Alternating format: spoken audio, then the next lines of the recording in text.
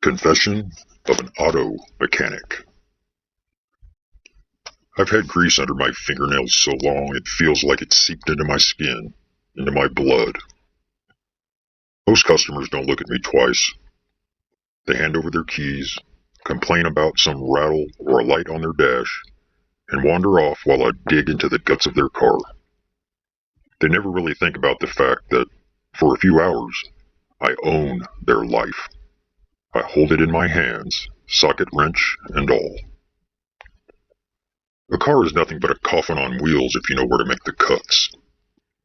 A brake line sliced so cleanly you'd never notice until it gives out halfway down a hill. A bolt loosened just enough so the engine mounts vibrate themselves apart at highway speed.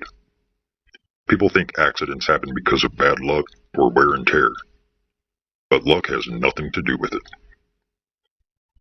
The thing is, the shop smells different when you're working on a car that's been marked.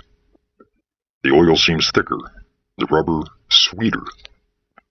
Sometimes I stand there, breathing it in, thinking about the moment they'll slam the pedal and nothing happens, or the moment their steering wheel locks up while merging at 70 miles an hour. I imagine the sound, metal folding, glass bursting, bodies breaking. You'd be surprised how quickly you get away with it. No one checks. No one thinks their trusted mechanic would send them to their grave. They just see a fender bender on the evening news, maybe a mangled body bag if the camera lingers too long. I've done it more times than I should admit. A couple of cars a year. Never too many. Gotta keep suspicion low. I don't pick them at random either. I know who deserves it. The guy who sneered at me and called me a grease monkey. The woman who laughed when I told her what repairs she needed, like she thought I was a joke. The drunk who pulled into my shop reeking of whiskey, bragging about how many times he'd gotten away with it. They all drove away with smiles. They didn't know I'd already set the clock ticking. Sometimes, when I close my eyes at night, I can still hear the tires screeching.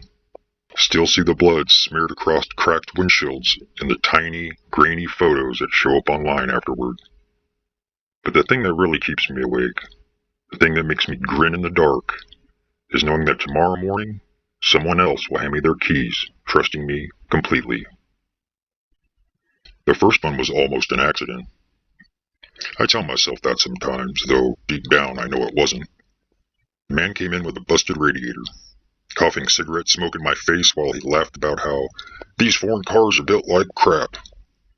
He spat on the floor, right there, between my boots, and told me to hurry it up, grease boy. That night, after everyone else had gone, I bent over his car and stared at the lines and bolts, at all the little veins that kept it alive.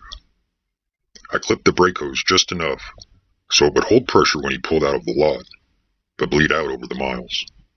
By the time he was halfway down County Road 17, it was gone. The next morning I saw his car folded around an oak tree, his chest cracked open against the steering wheel, tongue bitten in half. They called it driver error. I called it justice. It was easier after that. There was a mother who mocked me, said I looked like the kind of guy who lived in his mother's basement. She drove a silver minivan, 3 kids in the back, all whining while she waved her credit card in my face. I remember the way she sneered when I told her the cost. I loosened the steering column bolts just enough.